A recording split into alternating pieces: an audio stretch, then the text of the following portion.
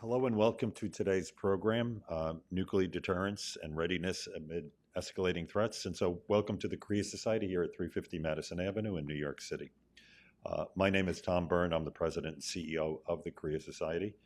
We are pleased to collaborate with our longstanding partners at the National Committee for American Foreign Policy for today's program. Today's discussion will focus on deterrence and readiness amid escalating threats, including challenges posed by North Korea, China, and Iran. It's my pleasure to introduce the speakers and fantastic moderator. Major General James R. Armagost is commander of the 8th Air Force and commander of the Joint Global Strike Operations Center in Barksdale Air Force Base, Louisiana. The mighty 8th is responsible for the service's bomber force, and airborne nuclear command and control assets. The Joint Global Strike Operations Center serves as a central command and central node for all operations within Air Force Global Strike Command. Thank you for joining us, General Armagost. The moderator for today's program is our good friend, Ambassador Susan Elliott. Susan is an accomplished diplomat serving with a 27-year spent as a diplomat, her diplomatic career. She currently serves as the president and CEO of the National Committee for American Foreign Policy. Thanks for your partnership, Susan. We are welcoming your questions live, and we will provide an opportunity for in-person attendees to ask questions directly, so you get to go first before we get to our online audience. For our virtual audience, please send your questions throughout the program to policy@koreasociety.org. Before we jump into the discussion, please turn your attention to a short video presentation of the Joint Global Strike Operations Center mission.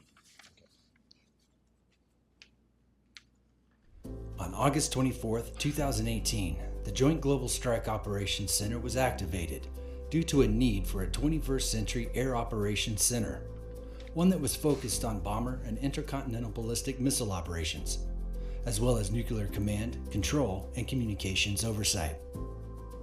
The mission of the JGSOC is to conduct strategic deterrence operations, and on order, neutralize the enemy through global strike to protect the United States of America. Collectively, we are the warfighting air component to the United States Strategic Command and the operational arm of U.S. Bomber Forces and NC-3 assets. Moreover, we are charged with monitoring the nation's ICBM force. Within the JGSOC, there are 3 subordinate centers: the 608th Air Operations Center, the Joint Nuclear Operations Center, and the Standoff Munitions Application Center. The Joint Nuclear Operations Center was activated on October 15, 2018. The JNOC coordinates strategic bomber command and control, intercontinental ballistic missile alert generations, and performs Air Force level nuclear command, control, and communications reporting. Within the center, there are 7 different divisions with a wide range of mission sets focused around bomber operations, ICBM operations, and nuclear command, control, and communication. Collectively, the JNOC functions as the center of excellence in generating and sustaining the United States' most lethal force and underpins our national security. The 608th Air Operations Center provides battle space management and situational awareness for long-range strike bombers. As a functional AOC, its mission touches every geographic theater across the globe. The 608th is made up of more than 175 active duty, civilian, and contractor positions spanning 6 unique divisions: combat planning, combat operations, air mobility, strategy, intelligence, surveillance and reconnaissance, and air communications. These divisions directly support Bomb Wings, the Joint Global Strike Operations Center, and Air Force Global Strike Command through ally and partner nation flight operations, Bomber Task Force missions, and rapid mobility deployments. The Standoff Munitions Application Center, also known as SMAC, is responsible for planning and integrating cruise missiles and joint fires into operational war plans, deliberate planning efforts, and contingency operations. SMAC provides on-call support to combatant commanders by synchronizing kinetic and non-kinetic effects designed to defeat today's robust threat systems. Our mission is to support the warfighter 24/7, 365 days a year from anywhere in the world. Our mandate is to develop an unmatched team of planners and integrators capable of wielding our nation's long-range weapons. Our center is always globally postured, trained, ready, and fully capable of enabling full-spectrum dominance for the Department of Defense. All right. Thank you. Well, thanks. Well, thanks, and thank you, first of all, General Armagost, for being here. And I think the film, the video that we just saw, is a good overview, because having served in my last assignment as a U.S. diplomat at the U.S. European Command, it can be daunting, all the acronyms and all the different, different kind of branches of service and what they do. So we're going to have you kind of decipher and help us to go over some of the things that you do to help keep our nation, safe. So it's really an honor for me to be here with you. And maybe we could just start out with you telling us a little bit about, what you do and what your command does, because it's quite complicated to coordinate all over the world. I mean, we do focus a lot here because we're at the Korea Society on the Korean Peninsula, which I hope we can talk about during our discussion, but especially because you've only just been formed in 2018. So there must have been a need for coordination. Maybe you could just talk a little bit about your command, what you do, and then we can get into more specific questions. Yeah, absolutely. So it's funny, when I watch this, I end up hearing it differently than if I'm just watching it in my office, because I see your faces as you're seeing it. And there are little pieces and parts, you're right, that there's a lot of lingo and acronyms and things that translate to what I understand, but not necessarily to the general public. So we'll get into that, I'm sure. But first and foremost, I want to say, so when you've served in the Air Force for almost 33 years, your formulaic or your forming experiences are very important for how you eventually approach the larger problems that you're put in charge of.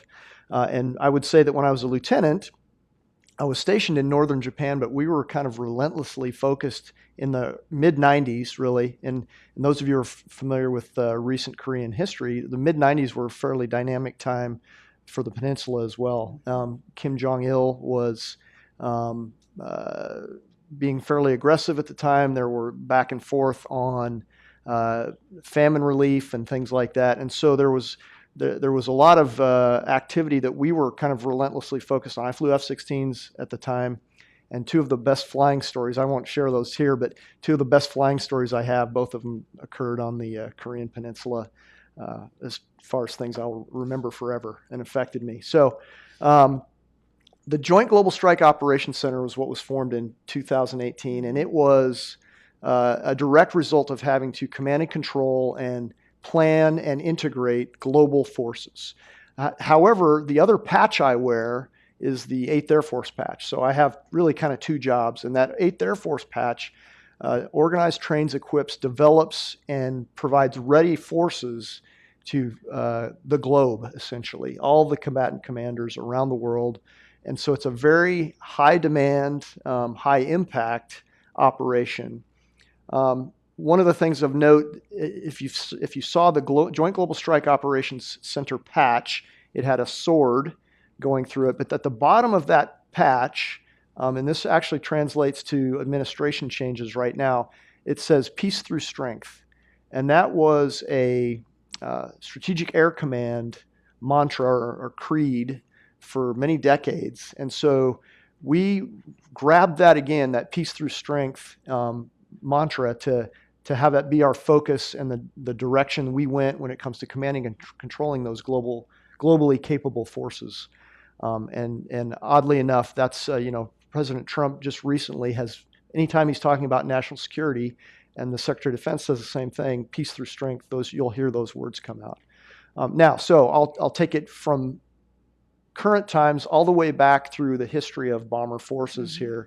And what has remained the same over those administration changes, and what has politically divorced. We're talking about military capabilities. So bomber forces and globally capable command and control always has to have the traits of range, payload, and access. So you have to be capable and credible to fly around the world to be able to conduct operations. And so that's kind of generally speaking how we approach the business at hand that we have. So.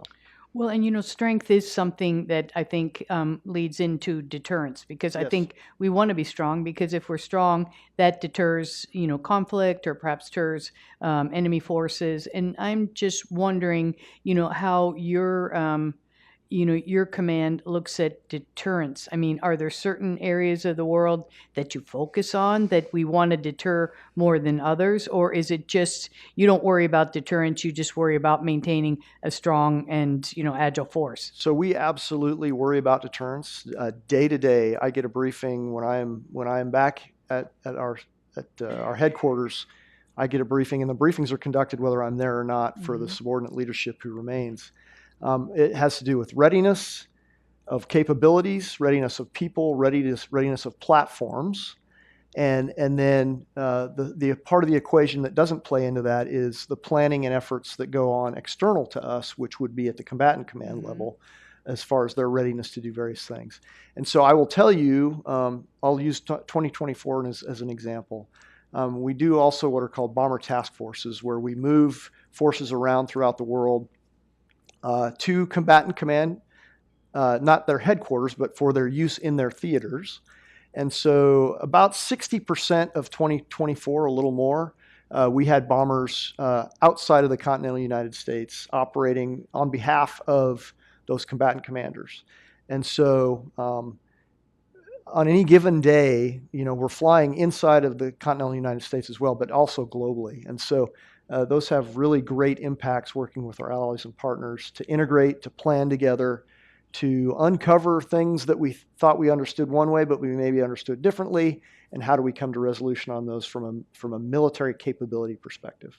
And then do you have, with the combatant commanders and maybe other heads of services, or people like the head of, U.S. forces on the Korean Peninsula, Yes. how do you then determine? I sort of have an idea because I worked at U.S. European Command. It was Hollywood Squares with all the generals and everybody on the screen. But how do you then sort of balance where you should focus your time and effort? Should there be more people in one area than another? And how do you assess the threats? So with our the number, we have the number of aircraft and people and dispersed capabilities that we have, right? There's a set amount. And so I will say that the demand signal across those combatant commanders is more than the capability we have. So there has to be an adjudication process about how do we provide these globally capable forces, just like the Navy does with aircraft carriers, for example.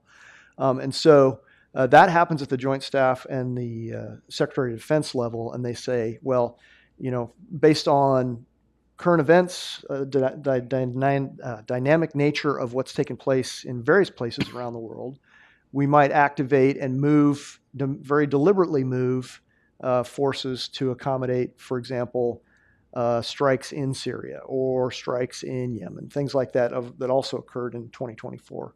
And so there's kind of this constant ongoing planning process that results in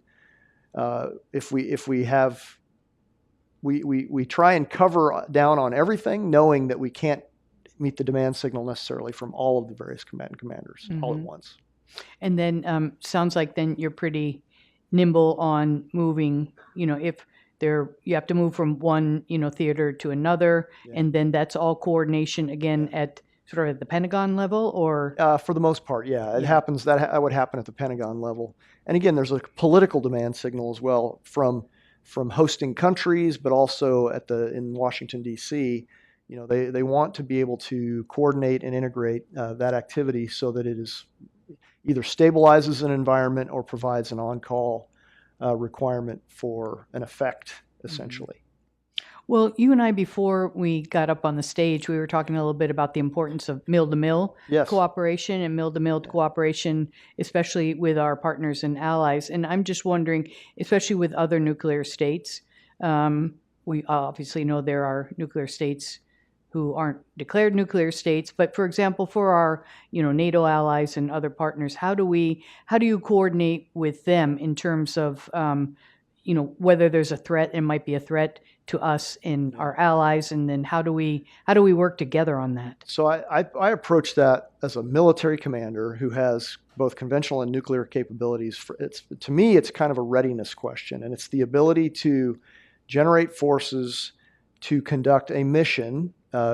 Obviously, in a training environment, it has to do with having a successful ability to plan together, talk, communicate in the operational environment, execute a plan together in a way that is very productive as far as the mill-to-mill point that you're making, which is, we discover maybe we have airspace issues, that maybe we don't have the right types of radio capabilities or planning capabilities to work through different airspaces. And those things are actually really important on a day-to-day basis because they uncover integration challenges ahead of a very dynamic need in a combat environment. And so the readiness piece of that, the ability to reliably and credibly generate together, sends a very strong signal to me about a reliability and readiness for higher end conflict. And do you have different relationships with our allies that we know, or even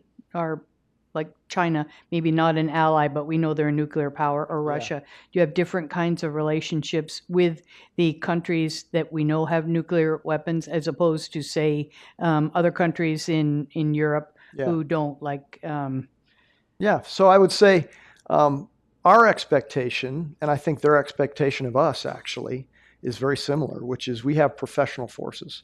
And those professional forces operate in international airspace, operate with allies and partners in ways that show or demonstrate capability to our adversaries. And so, for example, if we're flying in international airspace and we're intercepted, whether it's by the Russians or the Chinese, my expectation as a commander, but certainly if I was on that aircraft, is that that intercept is conducted in a safe and professional manner. And so we see over time, there's behaviors that are professional or not professional. And those get very much attention outside of just the military aspects. And so the ability to interact, whether it is mill to mill or in international airspace on a professional level, is demonstrative, I think, of kind of the environment and how we approach it. Mm-hmm. And what would you say, if we want to focus in a little bit on, since we are at the Korea Society, on the Asia Pacific region and especially Northeast Asia? We know that one of at least the aims of the National Committee on American Foreign Policy is to have discussions about how to deal with North Korea and their nuclear, their development of nuclear weapons. Yeah. And we also know, in a lot of discussions that we have had, that both the Koreans and the Japanese are thinking, well, maybe we should have our own nuclear program because our neighbor, who we don't trust, has nuclear weapons. So how do you interact, especially with two countries, especially who are our close partners in Asia, with Korea and with Japan, on how we coordinate, deterring both North Korea and China, both who have nuclear capabilities? So that's why the bomber leg of the triad, I think, is such an essential component of a nuclear posture for us in particular. And that's been revalidated through nuclear posture reviews of every administration, I think, since nuclear posture reviews were undertaken after the Cold War, for sure. And so that revalidates why the importance of having an ICBM leg, why the importance of having a submarine launch leg, and what the bombers actually do. And the bombers, by interacting with our partners and allies in ways that you can't do that with intercontinental ballistic missiles or submarines, I think is a very effective tool for extended deterrence and assurance of our allies and partners. And I don't want to misquote this, but I think in 2024, maybe in 2023, we did the first joint flyby with or integration between Japanese forces, South Korean forces on the wing of a B-52. And so there's probably an open source, you can find that photo out there. but that is actually a demonstration of shared will and capabilities and the environment in which those kind of national level decisions are made, but showing that, we are allies and partners. We act together and in concert for the defense of those sovereign nations. So even if they don't have nuclear weapons like we do, Right. you work on maybe extend you our have drills deterrence. or have exercises of how you would work together in. Well, obviously, we want to avoid any kind of nuclear conflict, but how we would work together to support one another in the event there was some kind of crisis. Yeah, and I would offer that's a strategically deterrent act, right? It says to our adversaries that, and I'm kind of reminded of a book. I think it came out probably 4 or 5 years ago by Matthew Koenig called "The Return of Great Power Rivalry," and one of the things he said in that book was, one of our superpowers in the West, really, but also extended into our partners and allies in the Indo-Pacific, is the partner and ally network that we have is extremely powerful. It's extremely powerful to operate from different locations, fly together, conduct exercises, and for example, we dropped Joint Direct Attack munitions, which are precision-guided conventional weapons, on Pilsung Range last year for the first time in about 7 or 8 years. And that demonstrates kind of our shared activity together on behalf of deterrence. Well, and I learned this when I was at U.S. European Command, but you always know that there are exercises. I guess I always thought they're all like tabletop exercises, but I was really impressed with the kind of exercises that we did with U.S. European Command. And even in thinking about, if there were some kind of crisis in Europe, what does that mean for the Korean Peninsula or vice versa? And I'm just wondering how you then have exercises perhaps with the other combatant command, so it's not just focused on say Northeast Asia or on Europe, but what if there were and conceivably in the world we live in, what if there were 2 crises at the same time? Well, so that is our assumption in Air Force Global Strike Command and 8th Air Force that not if, but that is likely how that would happen, right? So we have to plan. Hope for the best, but plan for the worst. Right. That's what I learned in the military. Anyway. Yeah, we have to plan and allocate our forces such that we can't assume that we're all in on a specific location having globally allocated forces. We have to be able to address that local, if you will, or regional problem, but then be postured and ready to make sure that there's not an opportunistic thing that happens outside of the theater. Because you're correct, you're exactly correct, and I think the global nature of the world today implies that there will likely be what we would call out of theater activities that seemingly are disconnected from a military perspective, but are absolutely connected if you can spread forces out when you're arrayed as a network of partners and allies. If you can kind of attempt to disaggregate that, then that is what an adversary might do. And that's what you would do even with not only we talked about Korea and Japan who aren't nuclear powers, but you would then work with others, say like Great Britain and others that have nuclear weapons, on how we would, perhaps you interact with the UK differently than you would with Sweden or Finland. So we have habitual relationships, I would say, with some of our main treaty allies, and generally that's reflected by having forces stationed there, right? I think that's probably the simplest way to look at that. In Korea, South Korea would be a place where we have forces, a large number of forces stationed. And so I would say we have different military persistent activities together so that we operate at a much higher level as a result of that. Mm-hmm. Now, as a global force, or someone who has to conduct activities in all of the combatant commands and be able to be on call for a global response, we have to kind of approach that differently and be ready and understand what that means to operate maybe with someone we're not routinely used to operating with. And do you ever sleep? I guess that's my. It would be hard. When I do sleep, I sleep very hard. I will say that. Yeah.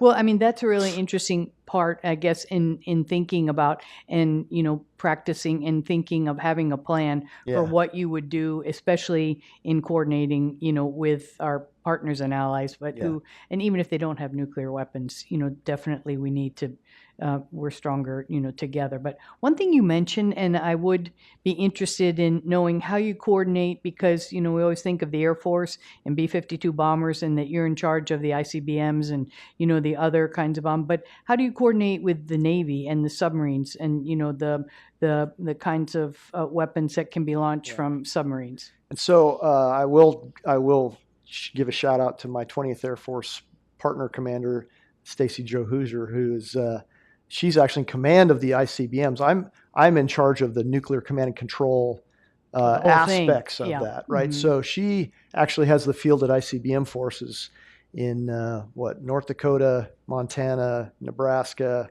Colorado, and Wyoming. And so she's responsible for organizing training and equipping and having them on alert and ready. And then the aspects of nuclear command and control inside a global Air Force Global Strike Command, that falls under the Joint Global Strike Operations Center.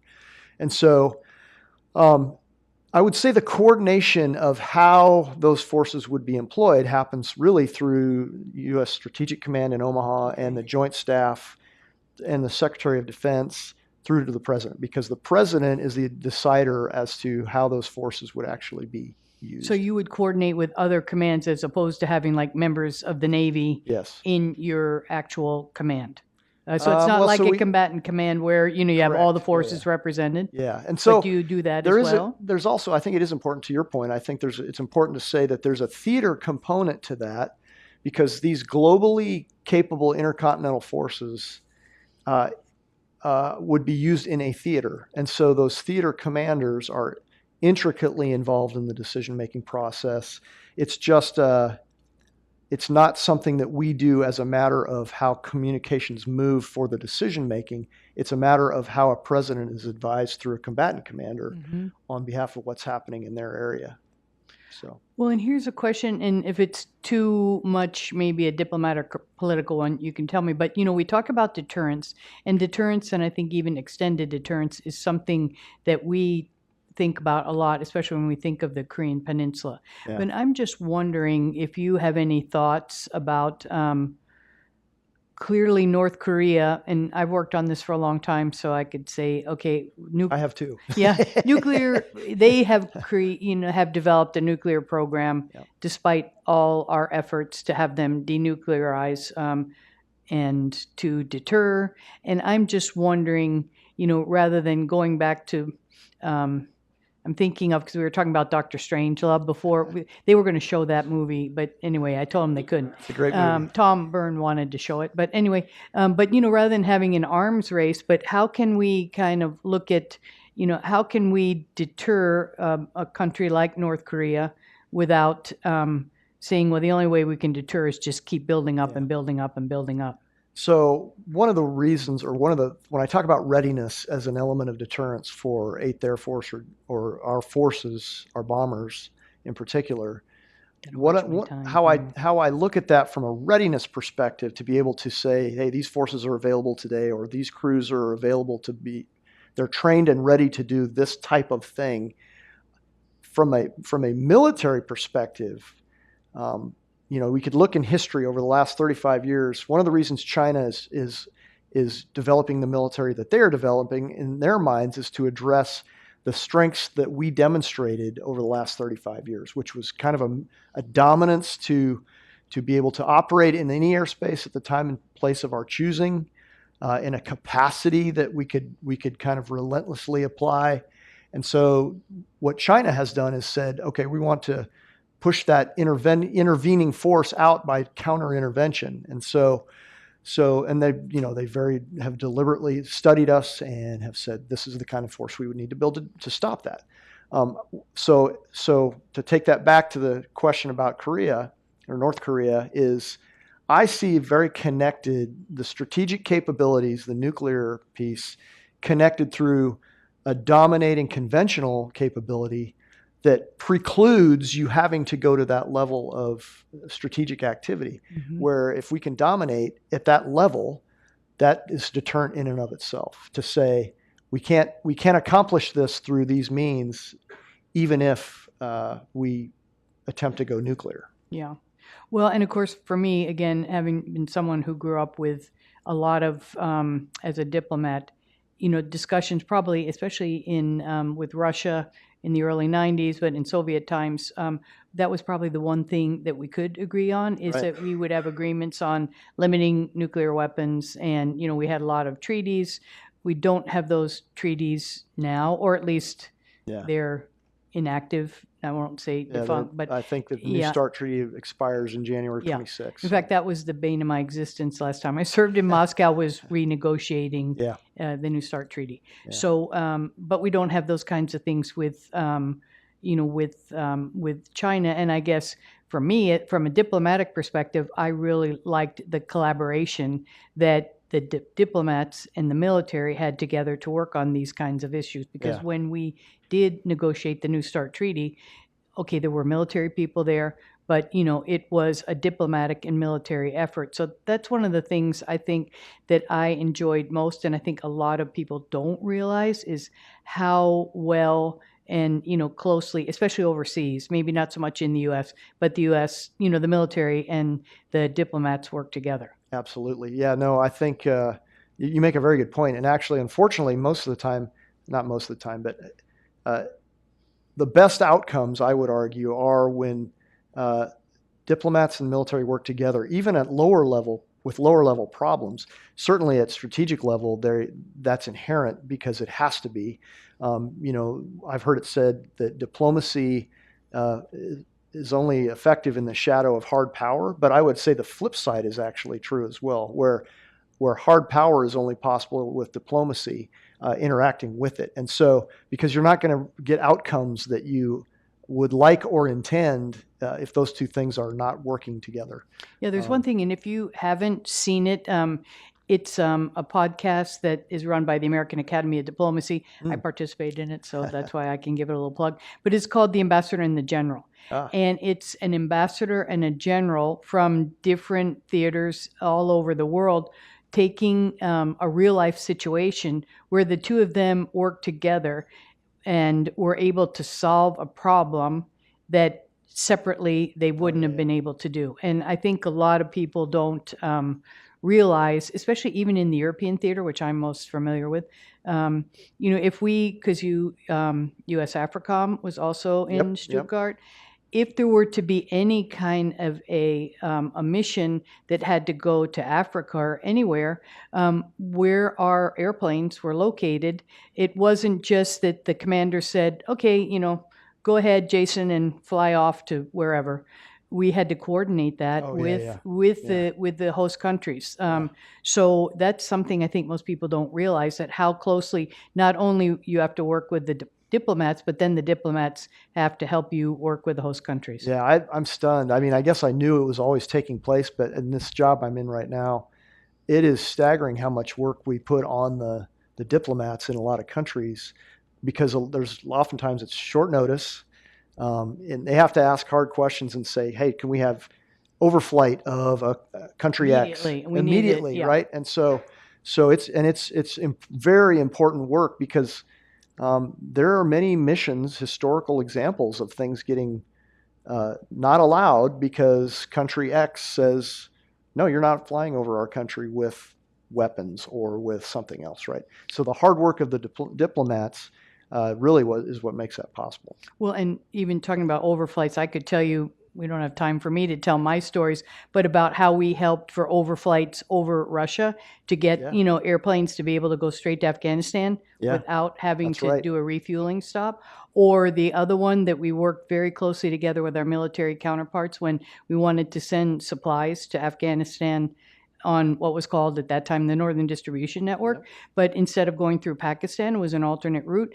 But things came from the U.S. They went to, say, Latvia or Lithuania, and then had to go through Russia, Uzbekistan, Kazakhstan, maybe not really friendly countries. And the teamwork, at least that I experienced with my military counterparts, because it was their mission but they couldn't have done it without working together with us. And it was really, to me, a good example of how we all, can work together, which I think most people probably in the audience don't realize. Don't realize it. So the embassies are incredibly dynamic and busy places, partly because of what we do to them sometimes. Yeah. Well, and as I told the general, my last assignment as a diplomat was working as the political advisor to the commander at U.S. European Command. I learned so much about the military, the differences between the Air Force and, the Army, and who does what, when, and how. And it was all things that I wish I had known earlier, in my career. I would offer the same back. Yeah. And in fact, we know one of my deputy commander was, worked at the same place after he left UCOM with the general. So we have a lot of friends in common. So with that, maybe how about some questions from the audience? Because I want to make sure that we leave enough time for people to ask questions. And I don't know, there'll probably someone come around with a microphone. Since I see a familiar face, I'll start with Barbara. Why don't you wait for the microphone? When you get the microphone, I think they'll be able to hear it on the distant end. Yeah, then the people who are watching online can hear you. Barbara's one of the members of, and a good friend from the National Committee on American Foreign Policy. Nice. Thank you very much, Ambassador Elliott. You're a spectacular lady, and our country is grateful to have you, as well as General Armagost. My question, I have two questions. The first one is the electromagnetic pulse problem, has it gotten better? Is the oversight better? Because we've been talking about this electromagnetic pulse hanging over the head of the country as being a very, very disastrous situation if it happened. And my second question, which you'll answer afterwards, is can you tell us about the drones? Are there UFOs? Okay. I should have known Barbara would ask that because she's very interested in the beyond. But anyway, So a good question to start out with. No, it is good. I like that. So EMP is something that we've always worried about, and we've designed our strategic systems to operate in that environment. And so an electromagnetic pulse, just to say it broadly, is within the electromagnetic spectrum. It is electronic warfare, arguably.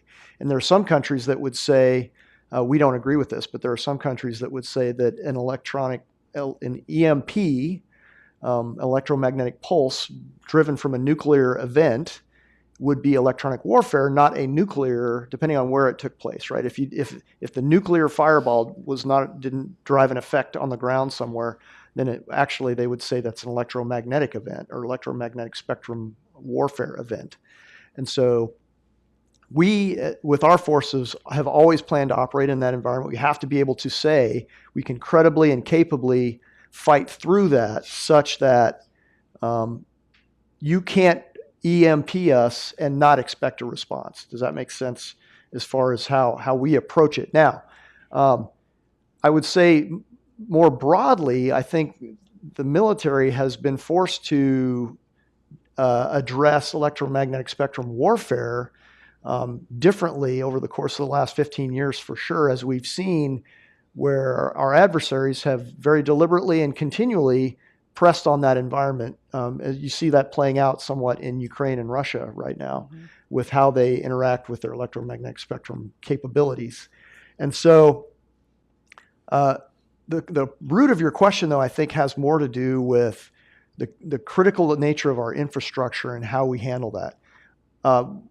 What's different today than the first question, or when I first heard that question asked kind of publicly, probably 15 years ago, where people were starting to get more concerned about it, because I think the question actually arose from North Korea getting a nuclear capability, and there was talk of if you had a small number of nuclear weapons, but you could put an EMP over an advanced country, what would it do? And so I think the good part of the good news is I think we understand better what an EMP actually would do in our modern digital world in ways that are probably. So I think there are various interpretations of that, but yes, there's no doubt it's a real threat, right? And so because you have to ask many questions, it's not a single question that you can answer. I can't give you a single answer to that question because the downstream, my cell phone actually might work through an EMP, But if my cell phone works, but I don't have a cell tower with power on it, then my cell phone is effectively negated, right? Mm-hmm. So it's a complicated question. And I think as we better understand the electromagnetic spectrum environment, we'll have better answers for the EMP. I think you could probably talk to someone who could answer it more specifically. But from our perspective, our forces have to fight through that environment. We have to be able to command and control through that environment. We have to be able to say we can reliably send messages from the president to the fielded forces to conduct an operation or to stop an operation, actually. And so that's the EMP piece. Yeah, it is. The drone question, or the UFO question, I guess, that is a rapidly evolving environment. We've known about them for quite a while. But when most people picture drones, what they picture is something they get their kids or grandkids for a Christmas present. And so, but militarily, if you watch Russia, Ukraine, particularly Ukraine, because they've evolved very quickly with regards to almost home-built kits, right? 3D printed, plywood, off-the-shelf batteries, software that is, built locally. They've been doing very, very interesting things. And so we watch that from a military perspective and try and flip the script on how do we operate through that environment, because we have to be able to operate through it, and then we ought to be able to exploit it from an offensive perspective as well. And so we That wasn't my question. I asked you, and I don't get to asking that in general, but are there UFOs?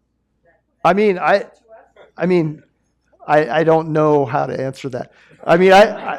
I've seen things when this reminds me of a good story for.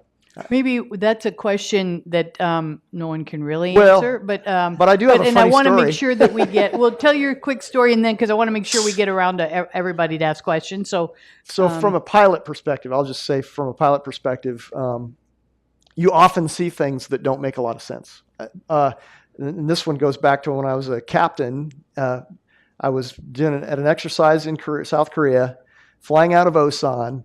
And we had gone to Pilsung Range and dropped some munitions, and we're going to interact with some of the South Korean forces.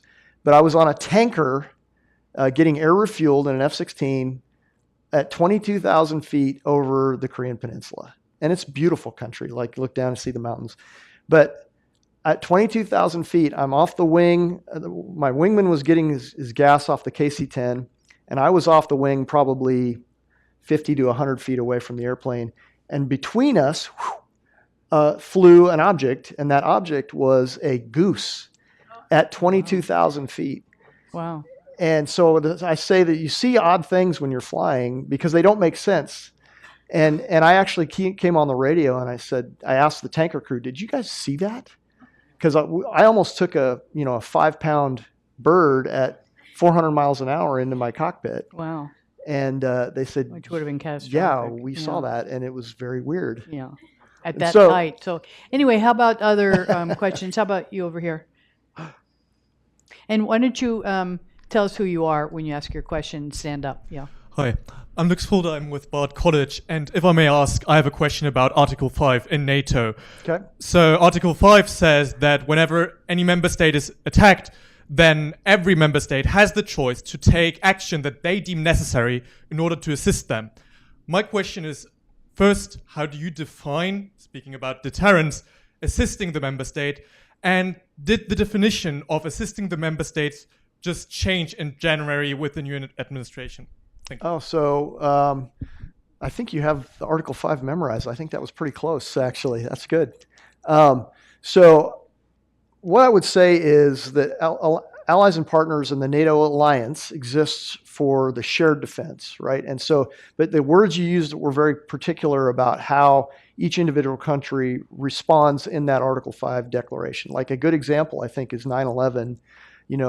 There was an Article 5 declaration on that, and The only one that's ever been Right. declared. and so there were, and you actually lived through this, I'm sure, in Tajikistan and other places. But I was in Greece, but anyway, it was bad. yeah, everywhere. and so, Yeah. but I think the key point is NATO was formed as a nuclear alliance, but then the responses of the individual countries are their own on behalf of that alliance. And so, Now, from our perspective in Global Strike Command or 8th Air Force with bombers, our force presentation is not to NATO in that case. Our force presentation is to a theater commander or the President of the United States.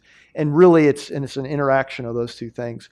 And so I wouldn't want to say we'd be a spectator in that, but we would be a participant through a different vector, if that makes sense. Well, and the one thing I saw when I worked at U.S. European Command, because there was a lot of practicing on what if something happened. And I think one thing that a lot of people don't realize is that, okay, especially NATO, there are plans and ideas for what country can do what in what kind of a circumstance. So maybe in one circumstance, Finland would do something, but they would do something different than the UK. And these are all things I think that are kind of thought through ahead of time so that people, because as I said, the military always hope for the best, but they plan for any kind of contingency so that not everybody would do the same thing, but it would really be kind of a coordinated effort among, because a country like maybe Lithuania or Bulgaria can't do the same as what the UK could do, but we've figured out who's going to do what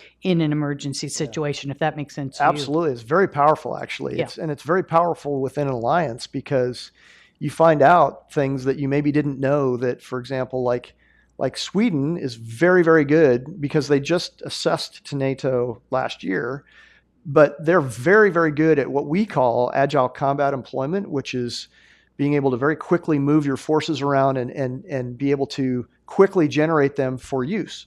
And so I would offer that probably they were really good at that because they weren't part of NATO, but now they bring that to NATO. Mm-hmm. And there's other countries that are very good at disaster relief. They're very good at, they have a very strong deployable medical capability. And so it's exactly like that where the strengths come together in an alliance that are incredibly powerful. Who else has anybody in the back or, well, why don't you had your hand up first and then we can go, and then I'll come to you. And then maybe if there are questions from the audience, I don't know if Chelsea or someone can let me know if you do have a question and you're watching online, please put it in, is it in the chat box? Anyway, put it somewhere and we will make sure that we try to answer some of your questions as well. Thank you very much for the opportunity and tell us who to you ask are. A question. Yes. Hi, my name is Joshua Teb. I'm a senior, I guess, at Montclair State University, political science major, global security and we diplomacy. Do have a lot of students here today, which is great. I love that. So my question relates to the quote, within nuclear deterrence theory, the use it or lose it dilemma, right? Okay. So within escalation ladders, you have sort of linear escalation ladders and nonlinear escalation ladders. And I'm sorry, I'm using a lot of jargon. Yeah. You should join the military because they love jargon. We'll give you a whole new set of jargon. Whole set of jargon, NC3 for the works, ISR. But my question is, when we're looking at adversaries who develop nuclear weapons programs as an asymmetric capability to offset a conventional imbalance, and perhaps those militaries may not have the most professional officer corps or may have ideological elements within those militaries. So, for example, China during the Cultural Revolution, you had ideological elements who tried to get nuclear assets. You have North Korea, where all sorts of things might happen, especially on a rapid and violent change in the Kim regime. You have Pakistan, especially, and then North Korea. This is something which I'm kind of curious about because this is the Korea Society. North Korea has been testing an undersea nuclear weapons capability, and given the level of North Korean C3 assets and networks, in the event of heightened tensions and those C3 networks break down, and even also with Pakistan as well, and even because maybe you could just get to your question. Yeah, sorry. Yeah, I just apologize. because we have a lot of people who want to ask apologize. questions. Yeah. How do you account for that? How do you account for sort of asymmetric escalation ladders in that way? Yeah. So Sorry. So I would say there's two ways to kind of answer that. I kind of answered that a little bit with the conventional capability, conventional dominance, where historically the example might be the Warsaw Pact and NATO countries in the Cold War, where the perception on the NATO side was that the overwhelming number of the Warsaw Pact was going to overwhelm through the Fulda Gap in Germany and had to be stopped some way, right? And so that was when we had the shorter range nuclear forces in Europe, the Pershing missile in the 80s. So that kind of approach is real and important. Now, from a professional side, for us, one of the things we talk about being credibly useful through like an EMP environment, but we also have to have the credibility of use control. And that's really what you're talking about, which is use control. We cannot ever have a nuclear weapon be not secure for the right people with the right use. But we also can't have one go off when it is either unintended or if it's stolen, for example, right? So that use control approach is what we're actually concerned about, and why proliferation is such a big concern, because many of those countries would want the offensive capability of nuclear weapons use, but they don't have the professionalism or the discipline to have the use control aspect of strategic deterrence. And so that's kind of the point of your question. I would say the complexities we're getting now in a multi-competitor environment as opposed to a Cold War bipolar environment is the dynamics that happen are the escalation control is almost theoretical. It's not, in reality, it is a matrixed set of effects that are understood differently by different players. And so from our perspective, how I would approach that is I would say we want to dominate in a conventional manner so that the temptation to use that nuclear asymmetric approach is not powerful enough to overtake the response that would happen in that use. And I think that's what, even when you pointed out, when there were agreements, say between the U.S. and Soviet Union, we sort of knew that each side was playing by the same set of rules. Yep. But today it's, and it's actually more challenging. That's a very good point. And it's actually really important to understand why you'll hear us talk about nuclear command and control as almost a fourth leg of the triad. Because if you lose, and by command and control, the key piece of that really is command, in what I'm talking about here, which is the ability to reliably, predictably, and with assurance operate through an environment where you can order the use or stop the order of the use. And so nuclear command and control is really the critical binding element of a triad. And you don't see that in some places. I think our next question here, and wait a minute, wait for the microphone and just let us know who you are. South Korea currently is not a nuclear power. Is the microphone on? Or just can you speak up just a little bit because it's hard to hear? Or put the microphone closer to your mouth. All right, relies on the nuclear umbrella of the United States. What will happen if North Korea succeeds in the future to have the bombs reach North America? At that time, what will happen to the American nuclear umbrella? Yeah, so I would offer that it's why we have a triad. So intercontinental ballistic missiles for on alert, right? Submarine launched ballistic missiles for an assured second strike capability, and bombers to be a forward and or a visible presence with regards to that, what the triad does for a spectrum of capability for strategic deterrence. So North Korea, it is problematic for them to have an intercontinental ballistic missile. But for them to attack that system is inherently, it's with current and imaginable capabilities, it is extremely difficult to attack that system of systems.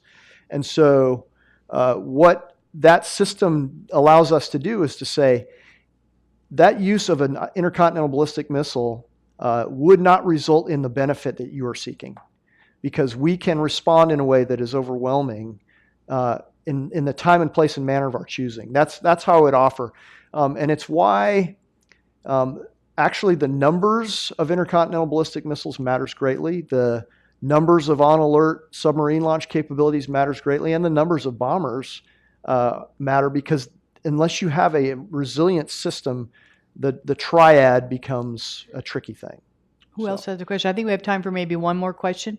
How about you back in the, trying to get all the students in. I like seeing young faces in our audience, preparing the next generation. Thank you. My name is Kyle Pigeon. I'm a recent graduate of London School of Economics, and I just wanted to ask, I suppose there is a little bit of a distinction here between the short-term readiness aspect of deterrence and the long-term strategy of nuclear deterrence. But, you mentioned the mid-90s, and there was the North Korean nuclear crisis and the diffusion of the nuclear threat of North Korea rapidly immobilizing nuclear forces from the Yongbyon reactor and having this instant capability in order to field like between 4 and 5 plutonium bombs, I believe. And the solution to this was the agreed framework, which basically put a freeze in the North Korean nuclear program. But of course, it didn't work in the long term. So, under Trump in his first presidency, also there was another strategy in light of the failures of the kind of administrations that had come before, which applied maximum pressure to the North Korean regime. And again, this goal was, the self-declared goal was the complete denuclearization of the North Korean peninsula. So I realized, I was wondering if you have any views on the long-term strategy of U.S. foreign policy in North Korea, and if it's perhaps a command and control perspective, how has the multiplication of so-called rogue states like North Korea affected command and control concerns in this new period of rising and escalating threats? So great question. Yeah. So I would kind of answer it relatively simply by saying, unfortunate for the Korean people, but you have almost a control and a experimental activity, right? You have two societies that historically are obviously the same or connected, and you have since 1948, you have an experiment, a governance experiment, and you have a dynamic environment to the south of that. And so the long-term aspects of this are more than the nuclear question. The nuclear question has to do with military capabilities that are enticing because of the power that they hold, but it's still just a military capability. So the broader question has to do with the viability of, it's almost like studying the Roman Empire, right? Arguably, they came apart because of economics, not a successfully fielding or keeping in the field legions, which arguably, again, goes back to economics. And so the long-term aspects of that are different. There's a different aspect of that question. The military capabilities are inherently somewhat short-term because military capabilities are by nature perishable, right? We're modernizing our forces and our bomber forces right now, and that's a long thing to do. But the reason we're modernizing them is because the newest B-52 airframe was built in 1962. And so you can't fly an airplane forever. Despite the fact that you can change out the engines, you can change out the avionics and put different systems on the airplane, you have to have that renewing capability. And so that begs a different question with regards to the long term. Well, we're just about, I think we're out of time, so I don't think we have any time. Unless anyone has a really short question, I'll let you do it, but no preamble, just give us a question. You had the change of course in leadership in 2013. My name's Julian. I'm an MSU student as well. This is a very long-term question, but what do you expect from the future of North Korean leadership, and how does that figure into your decisions? I would say that I don't think about that. I really don't. I think about how do we plan for diplomats and the president. Let them handle that hot potato. But so we look at how we array our forces, how do we plan, how do we integrate with partners and allies to address the specific aggressive nature or the posture that allows for successful defense. And so that it is kind of a relatively short question to answer, but I don't think about that because I can't have that luxury, because regardless of whatever choices are made, we have to be able to have a military response to that potentially. Well, General Armagost, I want to thank you very much for taking the time to share your points of view. And especially, I know I'm going to sleep better tonight because I know that you have people who are overseeing this very complex and important part, not only of our military, but of our security and for world security. So thank you again. And thanks to all of you for participating today. Thank you.